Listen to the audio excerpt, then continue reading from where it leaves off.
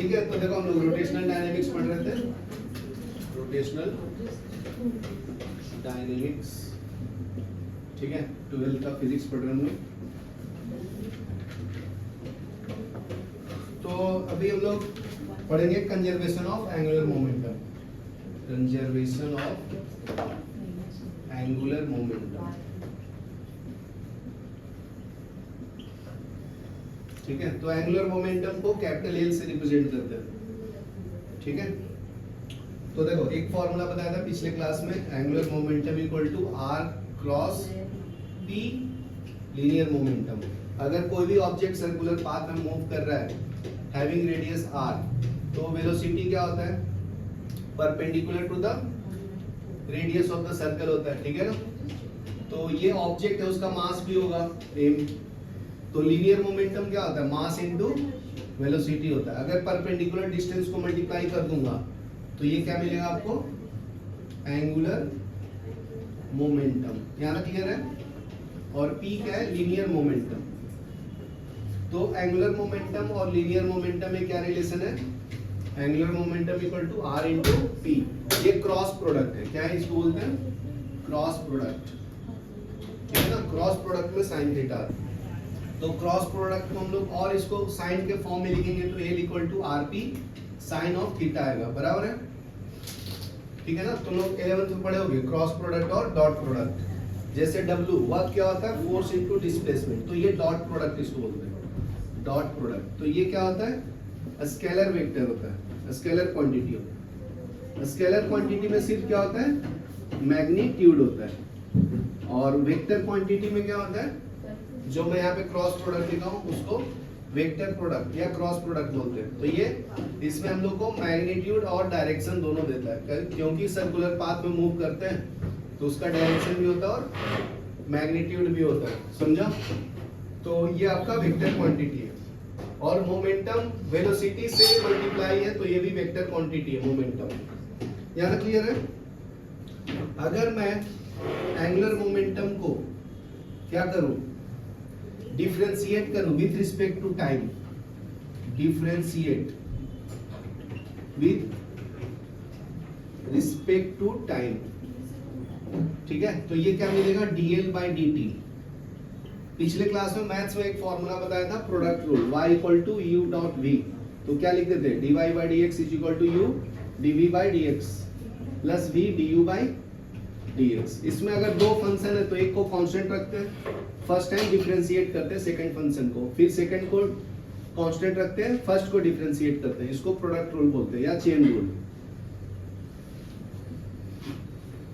ठीक है, या प्रोडक्ट रूल। ये मैथ्स में पढ़े थे ना हम लोग, तो उसका एप्लीकेशन है फिजिक्स में।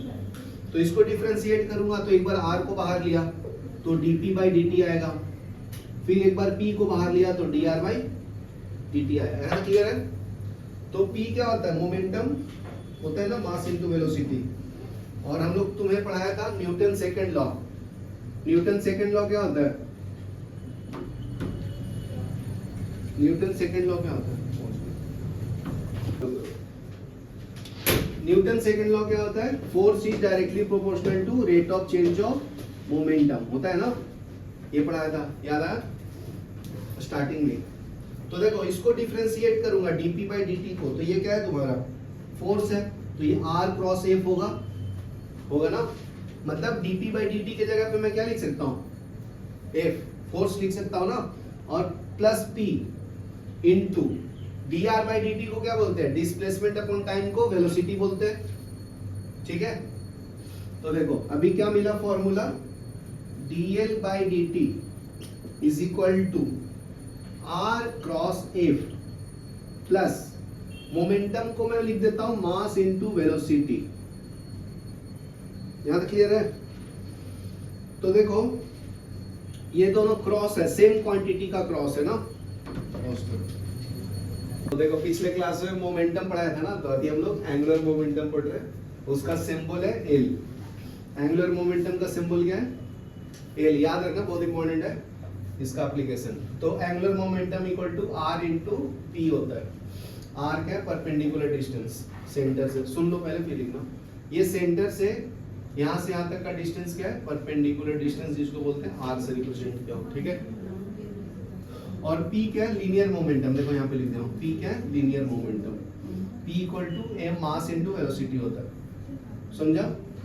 फिर एंगुलर मोमेंटम, तो ये क्रॉस प्रोडक्ट है ना, तो क्रॉस प्रोडक्ट का मतलब होता है मैग्नीट्यूड एंड डायरेक्शन दोनों देता है, तो इसमें साइन का फंक्शन होता है, तो इसको मैं कैरी फॉरवर्ड किया हूँ और डिफरेंशिएट किया विद रिस्पेक्ट टू टाइम। जैसे फिजिक्स में पढ़ते, मैथ्स में पढ़ते थे ना, दो quantity dy by dx is equal to u into dv by dx plus v du by dx, ये बताया था ना, याद है मैथ्स में डिफरेंशिएशन में। तो यहाँ पे भी वही कर रहा हूँ, एक बार r को बाहर लिया, dp by dt किया, फिर p को बाहर लिया, dr by dt किया, तो dr by dt को वेलोसिटी लिख दिया हूँ और dp by dt क्या हो गया, फोर्स हो गया, क्योंकि न्यूटन्स क्या बोलते हैं कि force is directly proportional to change of momentum या rate of change of momentum. यहाँ क्लियर है ना।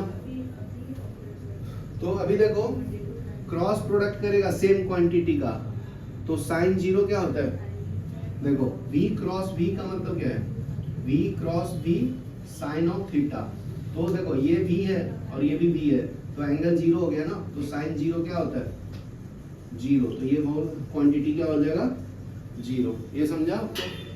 ठीक है, तो आंसर क्या मिला, dl by dt is equal to r cross f, मिला ना। तो इसको हम लोग क्या बोलते हैं, टॉर्क बोलते हैं, टॉर्क। टॉर्क पढ़ाया था ना हम लोगों को, टॉर्क क्या होता है, फोर्स इनटू परपेंडिकुलर डिस्टेंस। ये आपका लीनियर फोर्स है, ये आपका रोटेशनल फोर्स, इसको टॉर्क बोलते हैं, नाम है इसका टॉर्क, टाउ, टाउ इसका सिंबल है टाउ। ठीक है, तो इस तरह से क्या हो गया, कंजर्व्ड हो गया। अगर टाउ एक्सटर्नल फोर्स जीरो है तो एंगुलर मोमेंटम क्या होगा, कंजर्व, तो एल का वैल्यू क्या आएगा, जीरो। तो इसका मतलब एल कांस्टेंट है तुम्हारा, कोई भी चीज का अगर डेरिवेटिव जीरो आएगा तो मतलब क्या है, कांस्टेंट है ना। मैथ्स में पढ़ाया था ना, अगर y इक्वल टू c है तो dy by dx क्या आता है, जीरो। अगर y इक्वल टू 2025 है तो dy by dx क्या आएगा, जीरो। क्वांटिटी कांस्टेंट का डेरिवेटिव क्या होता है, जीरो। तो लिख लो यहाँ तक, इसको बोलते हैं law of conservation of angular momentum.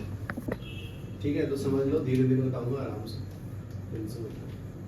देखो पेज नंबर 18 पे एक न्यूमेरिकल दिया है 1.8, स्फेरिकल वाटर बैलो। ठीक है, तो स्फेरिकल शेप का ये शेप क्या है, स्फेरिकल इज रोटेटिंग एट, तो इसका रेवोल्यूशन दिया हुआ है। ठीक है, कितना दिया है, रेवोल्यूशन पर मिनट 60 रेवोल्यूशन पर मिनट, तो 60 में ये क्या करूँगा, सेकंड में कन्वर्ट करूँगा, तो रेवोल्यूशन पर सेकंड में क्या आएगा, डिवाइड करना पड़ेगा ना 60 से, तो ये करेंगे तो 1 रेवोल्यूशन पर सेकंड आ जाएगा। ठीक है, इसका एन का वैल्यू आ गया। In the course of time 48.8% of water leak out, तो ये जब रोटेट कर रहा है ना, मान लो ऐसे रोटेट कर रहा है, ठीक है, तो इसका वाटर लीक आउट हो जाता है, मतलब वॉल्यूम कितना कम हो जाता है इसका, 48.8%। तो ये V2 ले लेना, V1 मान लीजिए 100 है, एज्यूम किया है तो with what frequency will be the remaining balloon rotate, तो ये रेवोल्यूशन आ गया था ना आपका एन। तो स्टार्टिंग में फ्रीक्वेंसी मान लीजिए F1 है, तो बाद में कितना होगा, इतना लीक करने के बाद पानी। ठीक है, तो डेंसिटी तो वाटर का सेम होगा ना, डेंसिटी इक्वल टू क्या होता है, मास अपॉन वॉल्यूम। ठीक है, तो डेंसिटी कांस्टेंट होगा, तो m1 v1 तो हो सकता है, m2 v2 होगा, ये समझा। m1 क्या है, initial mass of the sphere, m2 क्या है, लीक होने के बाद, तो फाइनल मास लिख देता हूँ। ठीक है, तो उसी तरह से वॉल्यूम 1 इनिशियल वॉल्यूम, ठीक है, v2 क्या है, फाइनल वॉल्यूम। ठीक है,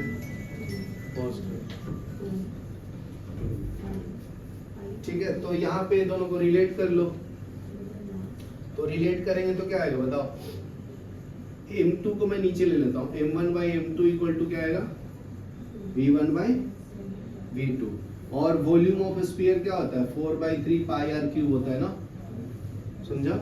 तो अगर मैं V1 लिखूंगा तो डायरेक्टली प्रोपोर्शनल टू R1 का क्यूब होगा ना, V2 क्या होगा, R2 का क्यूब। ये समझा? ये तो कांस्टेंट है ना 4/3, ये तो फॉर्मूला है किसका, वॉल्यूम ऑफ स्फीयर का।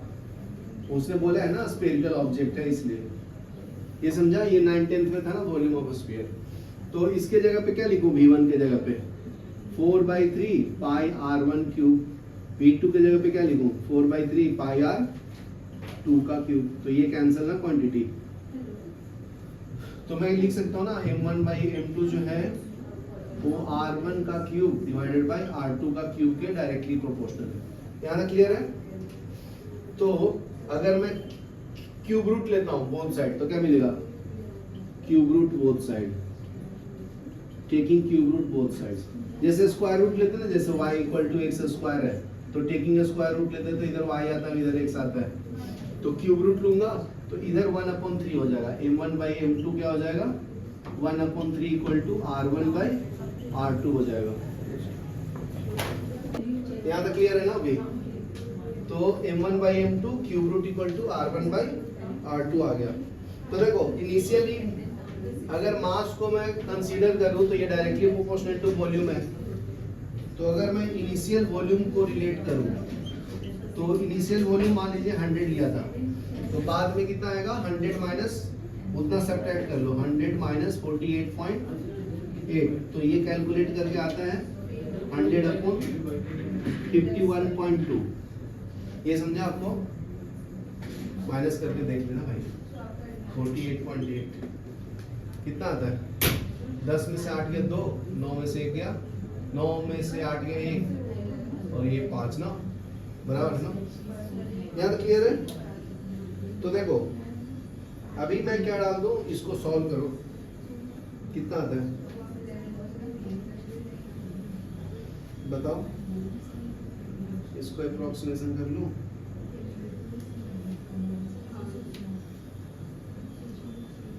तो अप्रोक्सीमेशन करूंगा तो 100/2 हो जाएगा, 50 हो जाएगा ना, तो ये 2 हो जाएगा।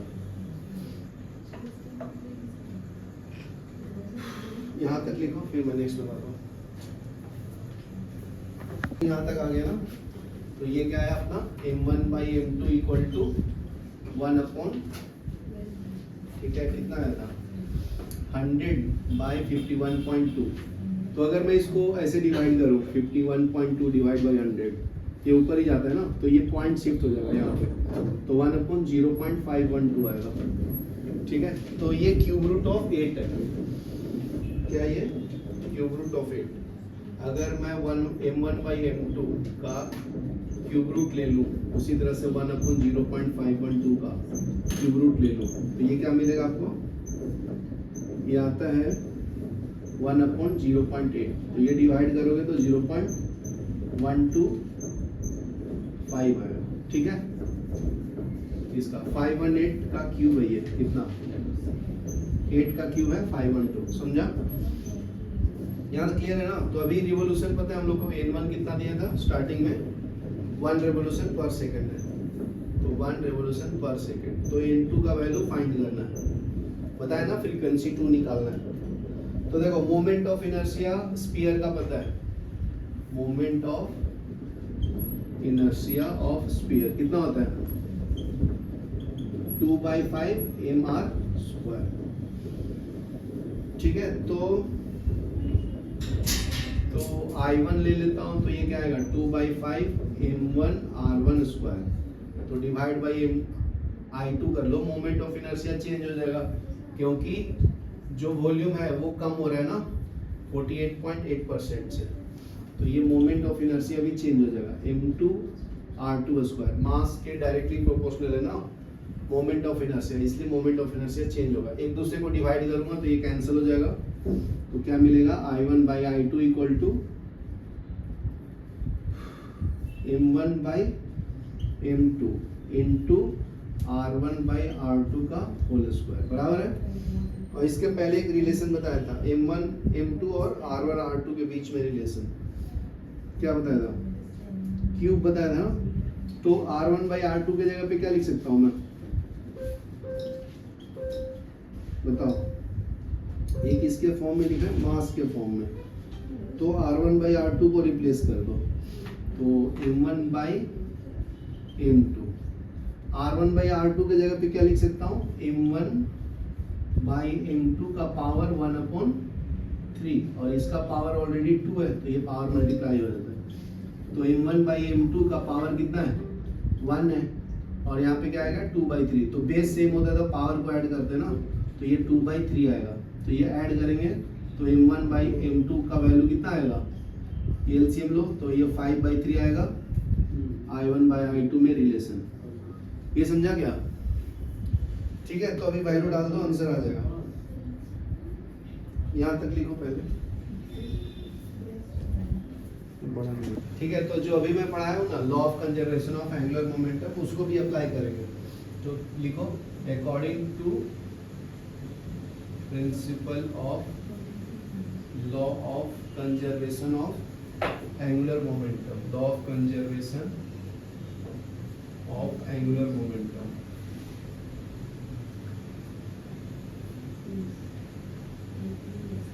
ठीक है, एल से रिप्रेजेंट करते हैं उसको।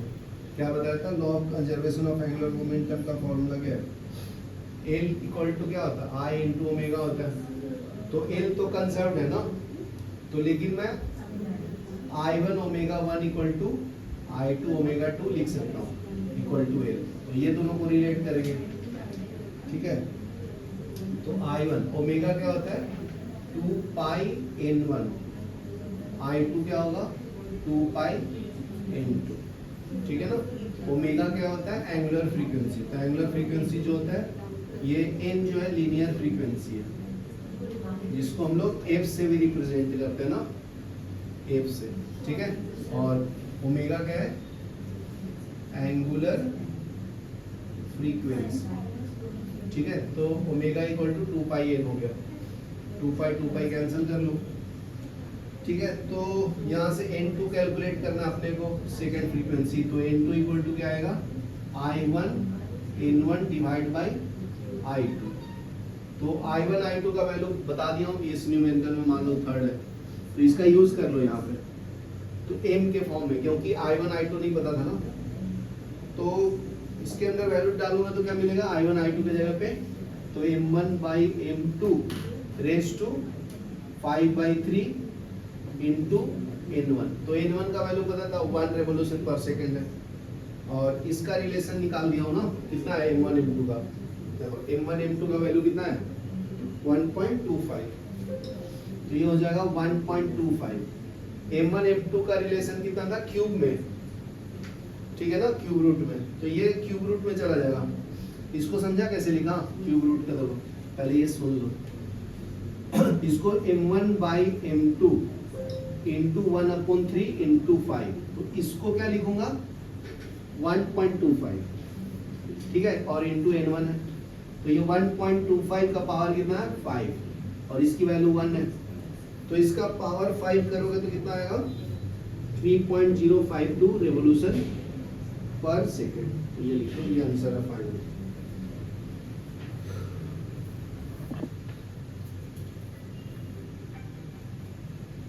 ठीक है, एक और न्यूमेरिकल है 1.9, ठीक है, पेज नंबर 19 पे दिया 1.9। तो देखो ध्यान से पहले समझ लेते हैं। Ceiling fan having moment of inertia, ठीक है, सीलिंग फैन है, उसका मोमेंट ऑफ इनर्शिया आई दिया हुआ है, कितना, 2 kg/m²। तो फर्स्ट न्यूमेरिकल सॉल्व करते हैं, तो इसको गिवन डाटा ही बोलते हैं ना, ठीक है। Attain its maximum frequency of 60 revolution पर सेकंड इन 2 पाई सेकंड। मतलब फाइनल जो एंगुलर मोमेंटम है इसका, एंगुलर फ्रीक्वेंसी N2, वो कितना है, 60 रेवोल्यूशन पर मिनट है। तो 60 में सेकंड में कर लेना, तो कितना आएगा, डिवाइड बाई 60, तो रेवोल्यूशन पर सेकंड हो जाएगा, ये आएगा 1 रेवोल्यूशन पर सेकंड, ठीक है। तो टाइम का वैल्यू दिया है 2 पाई सेकंड में, ये इतना अटेंड करता है फ्रीक्वेंसी। Calculate its power. तो देखो, तो ये तो गिवन डाटा हो गया, फॉर्मूला क्या होता है, और जब फैन स्टार्ट करते हैं तो उस टाइम उसका एंगुलर मोमेंटम कितना होगा, 0। ये इनिशियल एंगुलर मोमेंटम है, इनिशियल एंगुलर वेलोसिटी ना, इनिशियल एंगुलर वेलोसिटी, ठीक है। और फाइनल एंगुलर वेलोसिटी कितना है, ओमेगा है। तो इसका तो वैल्यू कैलकुलेट कर सकते हो, omega equal to 2 pi n से, क्योंकि एन का वैल्यू पता है ना, फाइनल वाला। इनिशियल कितना था, 0, तो इसमें डाल दो, तो ये आ जाएगा 2 पाई इंटू 1, ये आंसर है 2 पाई। क्या क्लियर है दक्ष? अभी देखो एक फॉर्मूला पढ़े थे हम लोग,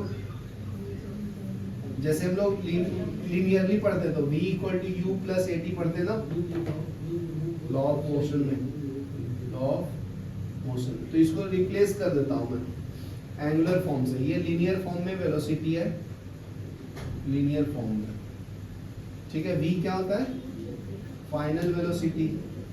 u क्या होता है, इनिशियल वेलोसिटी, इनिशियल वेलोसिटी। और a क्या होता है, एक्सेलरेशन। और t क्या होता है, टाइम। यहाँ तक क्लियर है सबको? तो मैं रिप्लेस करूंगा, v को क्या लिखूंगा, ओमेगा, u को क्या लिखूंगा, इनिशियल एंगुलर वेलोसिटी, और अल्फा को क्या लिखूंगा, अल्फा बोले तो एक्सेलरेशन, एंगुलर एक्सेलरेशन, और t क्या है, टाइम। सिर्फ इसी को मॉडिफाई फॉर्म में लिखा हूं। ये रोटेशनल मोशन के लिए है, वो लीनियर मोशन के लिए। यहाँ तक क्लियर है? तो ये वैल्यू पता है कितना है, 2 पाई। इनिशियल कितना था, 0, देखो मैं बताया होगा, ठीक है। अल्फा पता है नहीं, टाइम पता है, कितना है टाइम, फाइनल टाइम 2 पाई, ठीक है। तो 2 पाई इक्वल टू क्या है, 2 पाई इंटू अल्फा। तो अल्फा का वैल्यू कितना आया, 1। ये समझा आपको, रूपल समझा?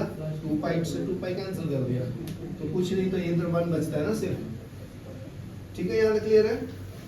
तो ये अल्फा का वैल्यू आ गया।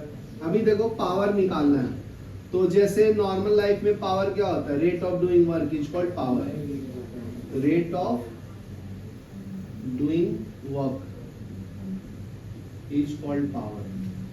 तो उसी तरह से ये हो गया लीनियर वर्क। तो रोटेशनल वर्क क्या होगा, और इसको कैसे रिप्लेस कर दो, power equal to force into displacement होता है ना, ये पता है ना। वर्क को लिख दिया हूं, फोर्स इनटू डिस्प्लेसमेंट। तो डिस्प्लेसमेंट अपॉन टाइम क्या होता है, वेलोसिटी। तो पावर इक्वल टू क्या मिला, फोर्स इनटू वेलोसिटी। तो इसी को अगर मैं, ये आपका लीनियर पावर हो गया। तो रोटेशनल क्या होगा, P इक्वल टू फोर्स को किससे रिप्लेस करते हैं, टाउ से, और वेलोसिटी को ओमेगा से। ये समझा, डेरिवेशन भी बता दिया हूं। तो P equal to tau into omega. तो टाउ का फॉर्मूला भी पढ़ा था, angular momentum I into I, टाउ equal to I into alpha. I क्या है, मोमेंट ऑफ इनर्शिया, I क्या है, मोमेंट ऑफ इनर्शिया,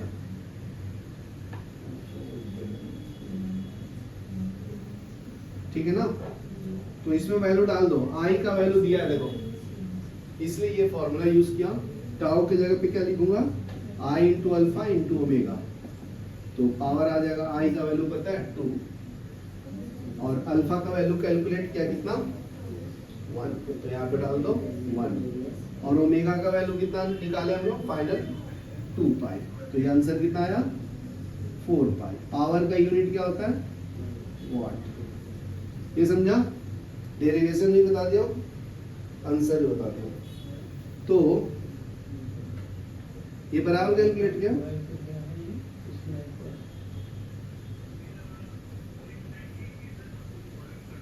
यहाँ पे देखना,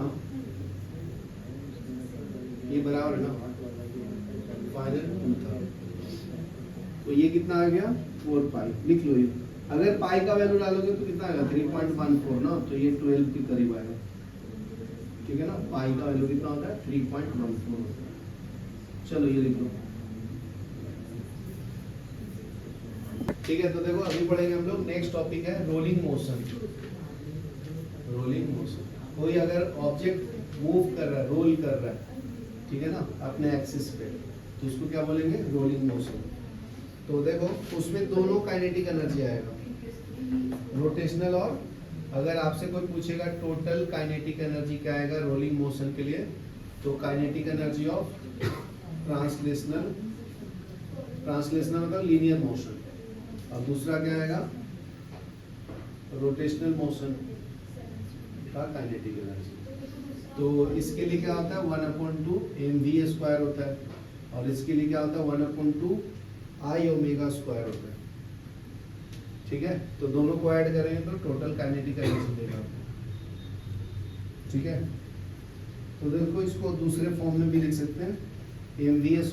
I को क्या लिखते हैं मोमेंट ऑफ इनर्शिया, अगर जनरल फॉर्म में लिखना है तो mk² लिखते हैं। k क्या है रेडियस ऑफ गायरेशन बोलते हैं, तो k का वैल्यू अलग अलग हो सकता है, इसको बोलते हैं रेडियस ऑफ गायरेशन। ठीक है ना, तो ये दोनों में से क्या कॉमन ले सकते हैं, और हमको पता है v = r × ओमेगा होता है, तो ओमेगा = v/r, तो इसको v के फॉर्म में लिख सकते हैं, तो ये v²/r² आएगा। तो दोनों में से क्या कॉमन है 1/2 ये भी कॉमन है, और v² भी कॉमन है ना, तो यहाँ पे क्या बचेगा देखो mv² कॉमन है m, और ये v², तो 1 + k²/r² कॉमन है, तो ये आपका टोटल काइनेटिक एनर्जी देगा फॉर रोलिंग मोशन। ये देखो, ठीक है, नेक्स्ट टॉपिक पढ़ेंगे हम लोग। नेक्स्ट है linear acceleration and speed while pure rolling down an inclined plane. Topic का नाम ही है इसका लीनियर एक्सीलरेशन, ठीक है, एंड स्पीड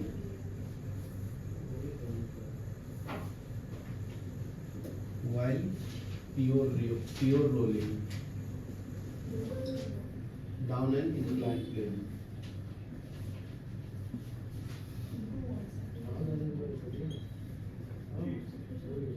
ठीक है, तो इसके लिए डायग्राम बना लो। यहाँ एक ऑब्जेक्ट है, यहाँ से रोल करते हुए वो नीचे आ रहा है, ठीक है ना, इसका डिस्टेंस है s, ये एंगल यहाँ पे थीटा बना रहा है, ठीक है, और इसका हाइट है ऑब्जेक्ट का रेफरेंस पॉइंट से h।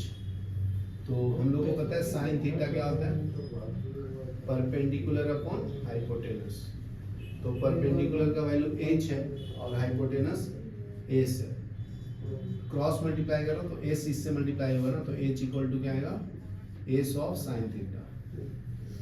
समझा? चलो ये तो बेसिक हो गया अपना।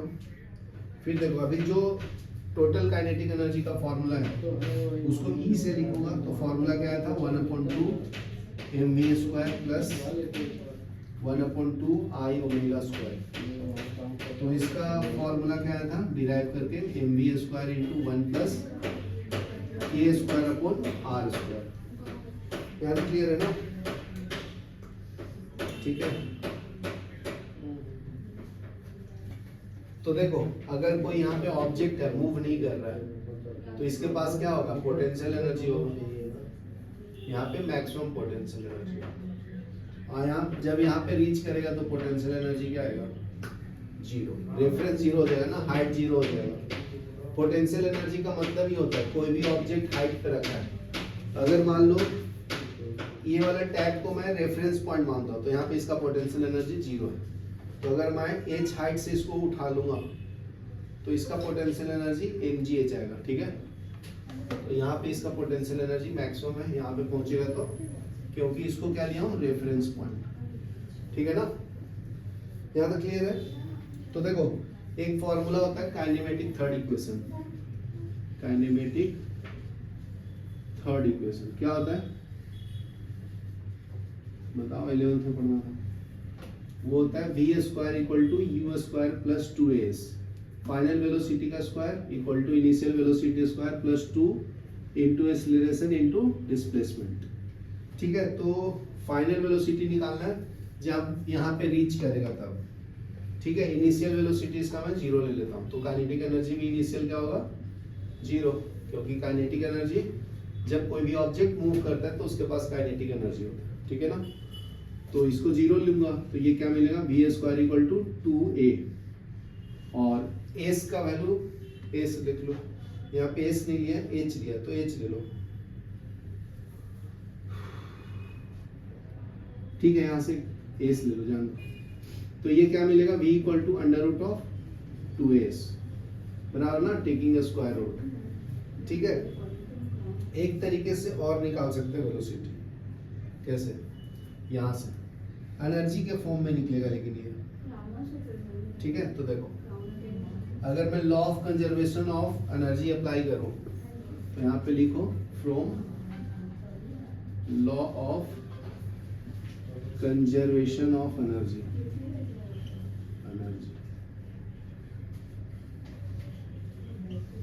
ठीक है। तो law of conservation of energy क्या बोलता है, एनर्जी एट दिस पॉइंट, ये पॉइंट का नाम दिया है, नहीं दिया तो मैं मार्क कर लेता हूँ, इसको ए लिख लो, इसको बी लिख लो, इसको सी लिख लो। तो energy at A point is equal to energy at C point. तो यहाँ पे initial potential energy, initial kinetic energy equal to क्या आएगा, फाइनल काइनेटिक एनर्जी और फाइनल पोटेंशियल एनर्जी। यहाँ तो क्लियर है ना। तो देखो इनिशियल काइनेटिक एनर्जी कितना है, 0, तो ये 0, ये पोटेंशियल एनर्जी कितना आएगा, mgh, mass of the object, acceleration due to gravity into height, ये समझा, equal to final potential energy. तो यहाँ पे तो 0 हो जाएगा ना, तो ये 0, और टोटल काइनेटिक एनर्जी क्या है, ये वाला है, तो इसको मैं यहाँ पे लिख देता हूँ। तो ये क्या आएगा, 1/2 mv square into 1 plus k square upon r square, ठीक है। तो m से m कैंसल, ये मास सेम ऑब्जेक्ट का है, तो इसको नीचे ले लो, तो ये क्या मिलेगा, gh is equal to 1/2 v square into 1 plus k square upon r square. तो 2 इधर मल्टीप्लाई कर लो, तो 2gh, और इसको नीचे ले लो, तो 1 plus k square upon r square equal to v ना, v स्क्वायर, स्क्वायर रूट लोगे तो ये अंडर रूट में आ जाएगा, तो v इक्वल टू क्या मिलेगा, under root of 2gh divide by ये पूरा 1 plus k square upon r square. यहाँ तक लिखो, फिर मैं नेक्स्ट बताता हूँ।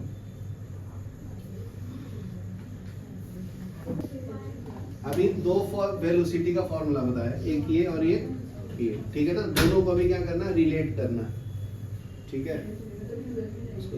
तो देखो दो फॉर्मूले वेलोसिटी का बताया, एक ये और एक ये। अगर मैं दोनों को रिलेट करूं तो रिलेशन मिल जाएगा ना, और यहाँ से h इज इक्वल टू मैं क्या लिख सकता हूँ, s साइन थीटा ना, s साइन थीटा बराबर है। तो यहाँ पे डाल दो, तो दोनों को इक्वेट भी कर सकते हैं। दोनों को इक्वेट करेंगे तो क्या मिलेगा बताओ, इसको 1 ले लो, इसको 2 ले लो, तो फ्रॉम 1 एंड 2 क्या मिलता है, ये under root of 2as is equal to under root of 2gh divide by 1 plus k square upon r square ना। तो अंडर रूट हट जाएगा बराबर ना। तो 2a, s के जगह पे मैं क्या लिख सकता हूँ, यहाँ से s के जगह पे यहाँ से क्या लिख सकता हूँ, h अपॉन साइन थीटा। तो यहाँ पे लिख देता हूँ h upon sine theta equal to 2gh under root of k square upon r square. h से कैंसिल, 2 से 2 कैंसिल, तो a इक्वल टू क्या मिलेगा, एक्सीलरेशन इधर चला जाएगा, g sine theta upon 1 plus k square upon r square, ये लिखो, ठीक है। ये तो फाइनल एक्सीलरेशन मिल जाएगा मुझे। चलो आज के लिए इतना ही रखेंगे।